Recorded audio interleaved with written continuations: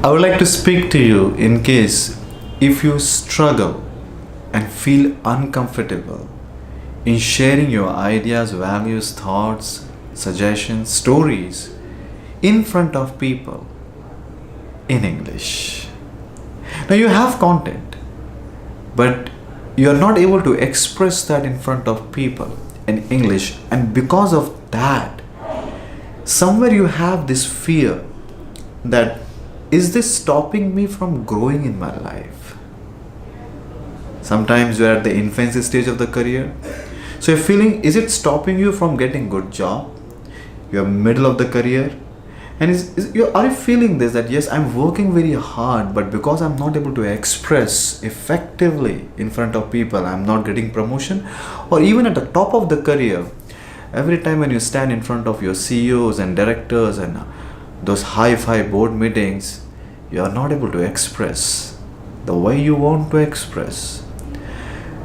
Understand this. Three things required. First, accept it. Unless and until you don't accept it, it will be difficult to learn. So accept it that yes, the reason I am not able to speak or express effectively in front of people is somewhere related, connected to my childhood only, because this is a language we learn as a child only. So maybe you had not gone to convent school, English medium school, just like me. Your parents could not able to afford, or maybe XYZ reason.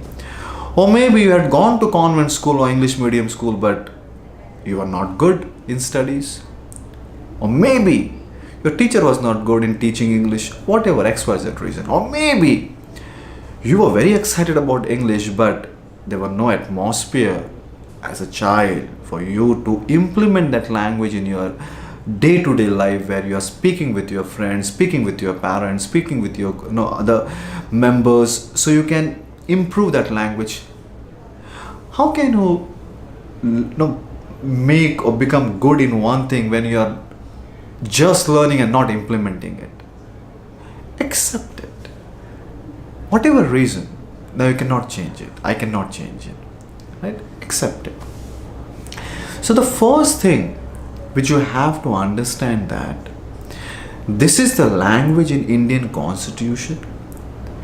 It doesn't matter whether you are in corporate or whether you are in entrepreneurship journey.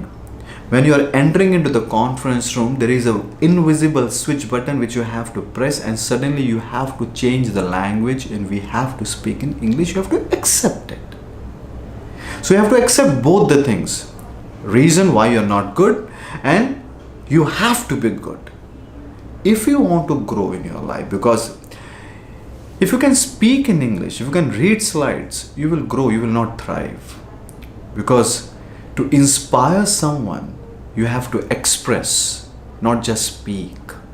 What do you mean by expression? Whatever you have in your mind, without any fear, you have to express in front of people. Unless and until you can't do that, you will not able to inspire people.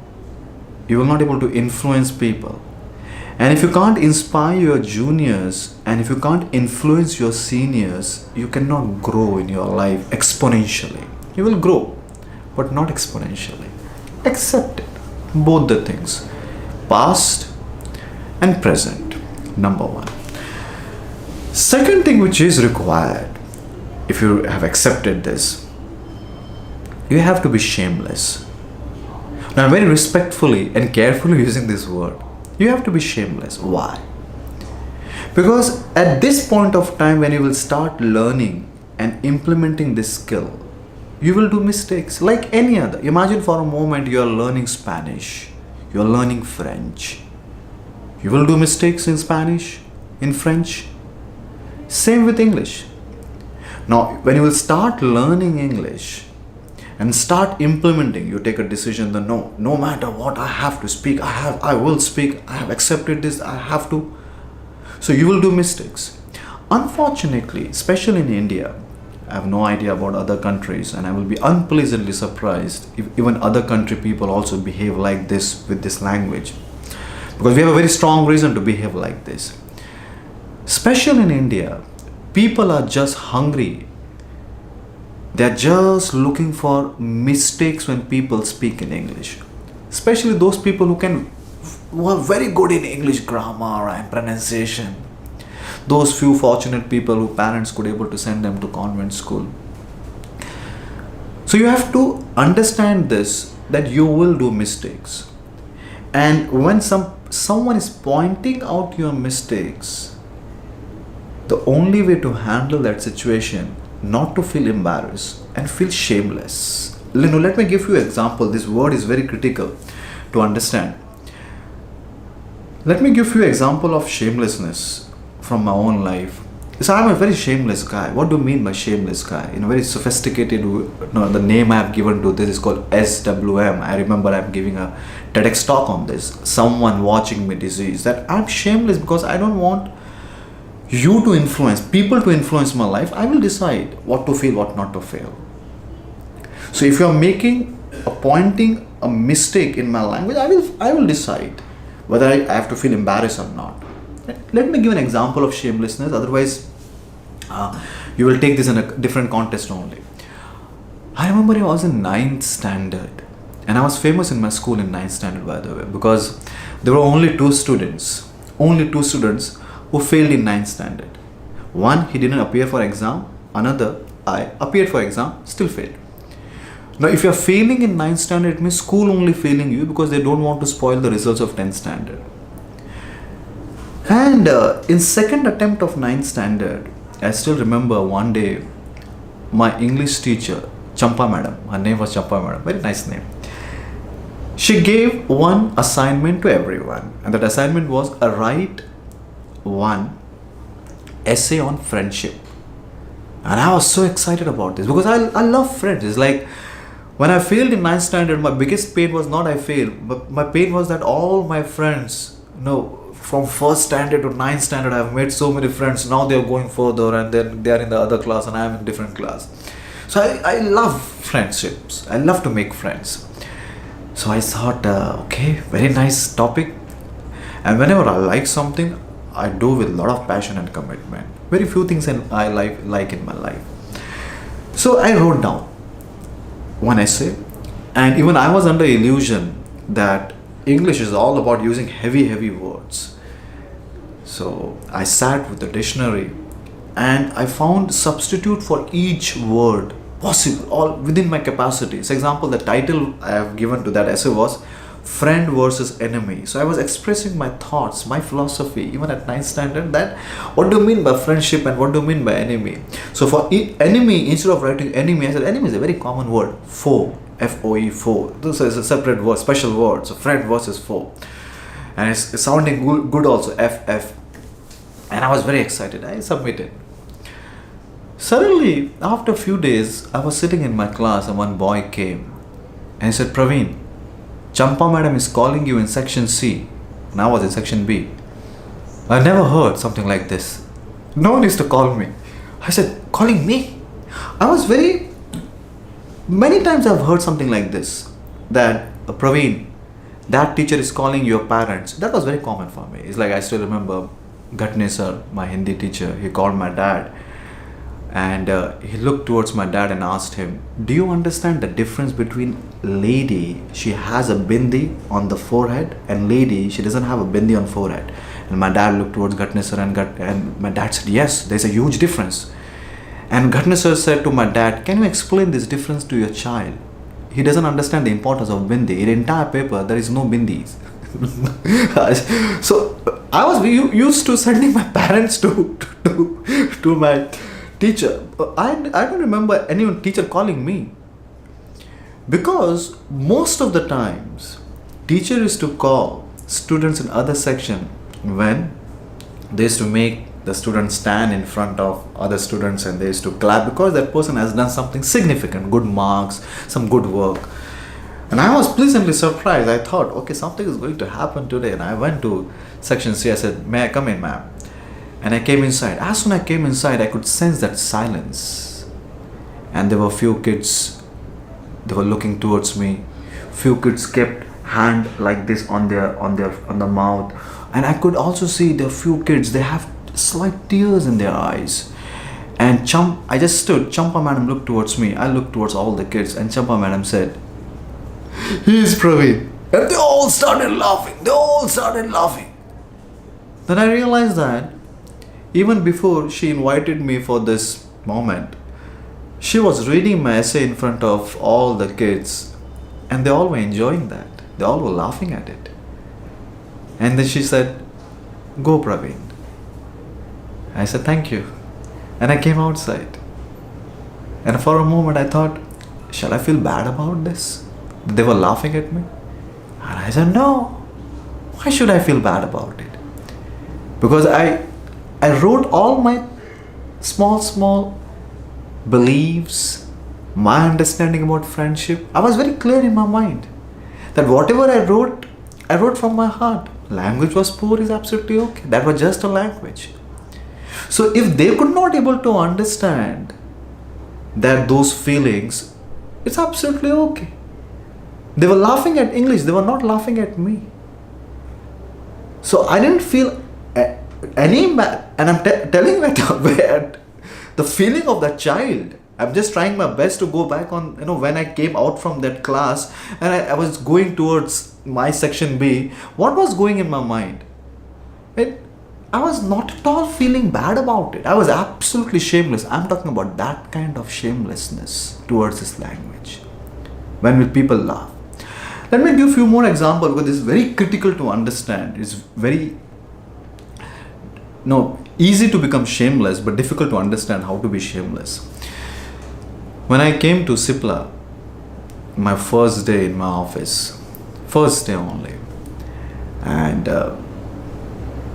my boss was standing in front of me and he was about to leave. He had a big trolley bag in his hand. And I, coming from a small city, poor, of course very poor in education, poor in college, from all angle, I was the first person in Cipla marketing coming from a small city. Otherwise they used to have people from big cities. First time someone from Nasik going, even from Nasik, for the first time in the history of Nasik, someone was coming in marketing, in head office. I was not familiar about all head office and this and that. So I said, "Sir," I saw my boss. He was actually my boss's boss, taking with the trolley. And first encounter, first impression, I said, "Good morning, sir." He said, "Good morning." So I said, "Going outside?" He said, "Yes, I'm going to Glasgow." Never heard this Glasgow. Never heard this place. So I heard Glasgow, okay. And then I replied, "Glasgow. I think it's near Pulgaon, right? Amravati Jilla." And he looked towards me, didn't say anything, and he moved. As someone who just overheard me, he was listening to all this. I said, "Praveen, Glasgow is in Scotland. It's not in India." I said, "Okay."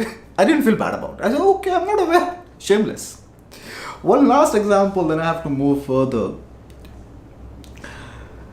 After a few days when I was getting stable in marketing job in Cipla, one day my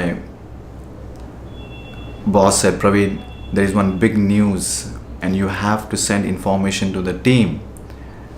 I said, "Yes, we will send an email, but before that, can we send one teaser SMS?" He said, "What kind of SMS?" I said, "One teaser SMS which will excite them about this news." And he said, "Okay, send one teaser SMS." And I said, "I will send that teaser SMS with regards your name." He said, "Yeah, please go ahead." And I wrote the simple teaser SMS. So we had around 200 to 300 people, sales team, and I was in marketing. So I wrote that teaser SMS. And the SMS was something like this, that in next 1 hour, you are going to receive a message which will excite you like anything. One small mistake I did because I'm not good in spellings and pronunciation. In the word message, instead of E, I wrote A. And the message was reading, all 200, 300 people were reading that message, something like this. So in next 1 hour, you are going to receive a massage which will excite you like anything. Regards, my boss name. Shameless. So ladies and gentlemen, I'm talking about this degree of shamelessness because understand one thing. accept it. When you will learn, implement this language, you will do mistakes. I was learning and implementing. I'm not at all denying learning. At the age of 30, I joined English speaking classes. Again, just few months ago, recently, I appointed one more teacher. So I'm not at all denying the importance of learning. But tell me one skill which you learn, and when you try to implement, you can implement flawlessly. It's not possible. But understand the importance of shamelessness here, because people have a habit of pointing out mistakes in English, and you are implementing that language. You are bound to do mistakes unless and until you are not shameless about it. That's not possible. Not possible. You have to be. Otherwise, you will stop using this language. Otherwise, every time you will have that in your mind, what if I do mistake? What if I do mistake? Create this mind, okay, I'm okay to do mistakes. I will try my best not to do, but in case if I do, if people laugh, I'm shameless. Third thing, you have to understand this, which I'm not saying for the first time, I'm not saying this for the last time, that everything in life is a skill. Only babies are born on this planet. Even walking, now we just take it granted, but as a child we learn that skill. Even moving our hands-eye coordination, each and everything. Apart from breathing, I think, which Mother Nature has given to us, and which Mother Nature has given to every living organism. Apart from that, everything we have to learn. We have learned it. We take it granted, we have to learn it. But what do you mean by learning? What do you mean by mastering one skill? Many times when I ask people how to develop one skill, people say practice, practice, practice. Okay, I ask you to speak in French. What you will do? You will start practicing French. I ask you to swim. What you will do? You'll start practicing swimming. Don't you feel that we don't learn first? Same with English. If you have accepted that you have not learned that language as a child, don't you feel that at this point of time, first you have to learn? Learn it first. What do you mean by learn? Join English speaking classes. Doesn't matter, even if you are a CEO of one organization, it doesn't matter. I've gone on TEDx 9 times. I've spoken in IITs IIM several times, but I think that I still need to improve my English the way I have to improve my other things in my life. There's so many other things in my life which I have to improve. English also. Why? Because when I was supposed to learn that language, I was not attentive. I cannot change my past. I cannot change my childhood. Even you can't do that. But if I'm not learning now, I will suffer. Even my entrepreneurship journey, if I can acknowledge by Economic Times as one of the most promising entrepreneur, I have a team of 200 people. All this is possible only somewhere because when I'm standing in front of my clients, in front of my investors, in front of my team members, I was speaking in English only. That has played an important role in my growth. Cannot deny. Your love, your penchant towards your mother tongue, I respect that. But you cannot deny this fact that unless and until you are not learning the skill, and learning means first learn and then practice. So you have to appoint a teacher. In case if you are financially sound, appoint maybe a grammar teacher. Why? Because that grammar teacher can find out what are the mistakes you are making in the formation of sentences. It's not about vocabulary. It's about grammar only. We all have enough words in our vocabulary. Many of us. Enough words in our vocabulary bank. It's all about mindset. That is shameless. That's the reason I've spent more time on that. That you have to be shameless. That is all mindset. And grammar is the skill set in English, not vocabulary. You cannot become champion in any language where you have access to all the words. It's not possible. Grammar is the key. Whatever words you have, the grammar is the link to convert those words into thoughts. And when you're speaking, you know that you're speaking in correct language, correct sentences. And there is no end. You have to keep on learning. So the third point is you have to behave. You have to treat this like a skill, like any other skill. When you run half marathon, you don't expect to complete half marathon in less than 2 hours unless and until you are practicing. So there are two types of half marathon runners. One, they run with a lot of pain. 2.5 hours, 3 hours, even to complete 21 kilometers. I complete 21 kilometers in 1 hour, 52, 53 minutes. That's my best time. But almost throughout the year, every month, 80 to 100 kilometers I run to practice. Because that's learning and practice. So even I've learned from various people how to run correctly. Same with English also, ladies and gentlemen. You have to learn first from correct people and practice. But when you are practicing in real life, there's no logic how much you practice alone. There's no logic that with my son, with my friends, I will speak in English. Unless and until you don't speak in English in your real life, throughout. Have you ever thought why I don't make videos in Hindi? Show my one video in Hindi, because I know the day I will make video in Hindi, that's a shortcut for me. I will stop making videos in English, and then I will lose an opportunity to improve my English. This is the first time I'm telling you on social media, the only reason I make videos in English because I want to improve my English. That's it, because I have understood this is a language which is required to grow. If you can't express yourself in English, you will not able to grow in India. At least in India I'm talking about. So, 3 things to be very precise to those people who are suffering with this pain. First, accept it. You're not good. Second, be shameless. And third, accept it. You have to relearn. Join English speaking classes. And in case if you do mistakes, remember, be shameless. This is Premodalka signing out until we meet again.